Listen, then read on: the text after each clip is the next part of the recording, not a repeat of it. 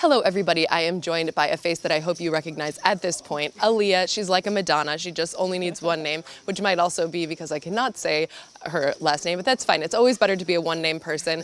Now, Aleeyah, you played the PSPC this year. You have been on sort of this incredible journey. There's been all these articles written about you. And before that, and still continuing, you're the one writing articles, you're the one live reporting. This is your first time here in Europe. So first of all, post PSPC, tell me a little bit about what the journey's been like. Yeah, it's been crazy in a good way. We were just discussing how I cannot sit still. And so in recovery, I'm just kind of on the go, trying to get back to what feels like normal. But it still doesn't feel normal now because I'm doing a lot of different things. I'm still doing some reporting, but I kind of told some of my managers that I was going to take it easy this year and maybe 1 to 2 stops per month, and the rest of the time I was going to try to play more, focus on getting back to 100%. And I made this my YOLO year. It's a hashtag. It's a hashtag now. I've heard of it. And so my YOLO year, where I'm just going to travel and do things that I love and spend time with people that I love, and I'm in love with Europe. So this was kind of like a last-minute trip. I was at a previous event invited in London, and then I just decided I'm not going to just be there for 3 days. I'm going to take an extra week. So I extended the trip, and a friend, Maureen, is here from Switzerland, and she's like, why don't you just come stay with me? The dates were perfect for 88 Live, so I said, I'm going to go to Romania. I have never been. I booked a flight, layover in Poland, did not understand a thing in the airport. I just went with it. So like a poker player, dude, just last minute all the way. Yeah. Well, you mentioned a little bit that you were playing more online and that you had hired a coach before the PSPC to try to, sort of up your game. You're playing more this year. So I wanted to talk to you a little bit about, or get you to give some like tips, tricks, advice, things you've gotten also from Ryan for people who are trying to, transition into that more professional poker player life. yeah, for sure. So the one thing I noticed was I was way too nitty. So I was playing probably not enough hands. I'm also a cash game player predominantly, so it was kind of confusing for me to transition from cash to tournaments. So Ryan has taught me quite a bit. I also have a lot of friends in Canada who I probably won't name because they're like, we just want to stay on the down low, and they travel the circuit too. So I'm really lucky that I get to go over hands with some really awesome people. I use my image a lot more now, which I never used to do. I didn't used to bluff enough. But now I understand a lot of concepts where there's board textures where it favors me versus my opponent, and I should be a bit more aggressive. So I try to do that. I'm just mindful of paying attention to people at the tables and tendencies. And I watch a lot of poker too, and I think that's really helpful. So.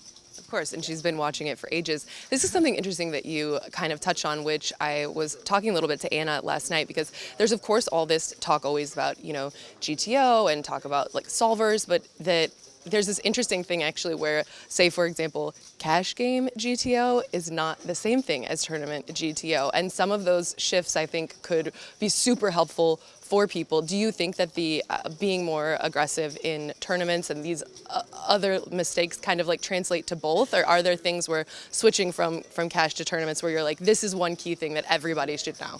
I think that the biggest thing that comes to mind is stack sizes, because when you're playing cash games, you're generally super deep.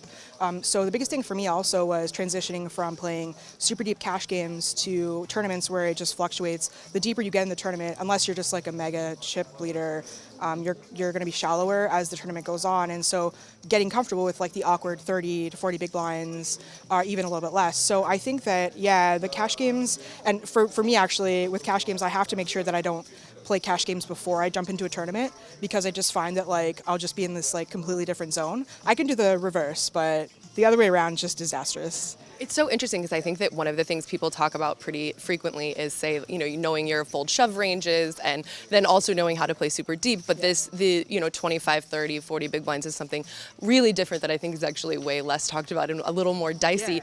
Is studying ICM, you think, like the most effective way to learn how to play that type of stack? Yeah, for sure. I think ICM is really important. It's something that I've always known what it is. I know what it's about, but I learned a lot about how to translate it to tournaments, where I'm at in the tournament, am I close to the bubble, how is my stack, if I try to make a move, how much is it going to hurt me? And so I think that's something that a lot of players might not consider. They're just like, oh, we're on the bubble, like I got to make the money. Or if they're like a pro, they might have a middling stack that if they try to make a move on the bubble, they're just screwed. And so that's where ego kind of comes in. And so I kind of just try to think of it in terms of that. I think about my stack, about the players at my table. Sometimes I just kind of decided also PSPC. I said unfortunately I busted early on day 2, but it's just one of those things where I have to think about my table dynamic and how I look. And it was funny because I got in a bit of bluffing on day 1, and there was a Spanish pro he was the only person who picked up on it at the table, who just realized that I was using my image to kind of like pick up chips, because I was actually really card dead in that tournament. And I 3-bet him from the blinds, and he just 4-bet me, and I was just like, oh God, I don't know what to do now. No plan. Yeah, and it was a small 4-bet, so I had to call, and then I flopped a small draw, but he just bombed the pot, and I was just like, I can't do anything, I have to fold. Deuces. Yeah, and then later on he told a friend of mine, because we have mutual friends, he's like, yeah, she was using her image too much, so I just 4-bet her. And so it's just one of those things where you gotta adjust and learn based on your surroundings. And that's really important in poker, where people don't realize it. You can't just wait for aces or just keep folding because you're card dead. You gotta make something happen, so. I think I never used my image enough. Crazy drunk lady over here is playing like crazy drunk lady. All right. Fine. I have actually one friend, I'm not going to name her because most people are going to know her, but she said that for a while she would pretend she'd have like one drink and she would just nurse it, and people would just think she's like splashy and drunk, but really she's on point and she's just destroying the table. Man, I wish I had that self-control. If you put that wine in front of me, it's going to be gone. I'm telling you. Chardonnay. Yeah, get it, guys, get it. Well, I am so excited to see you here. It's so good to have you in Europe. And ladies event, then main event. Yeah. Let's just like ship as many 888 titles as you can. I so appreciate you talking to me. She's my girl. Aleeyah, thank you guys so much. You're with us here on PokerNews.com.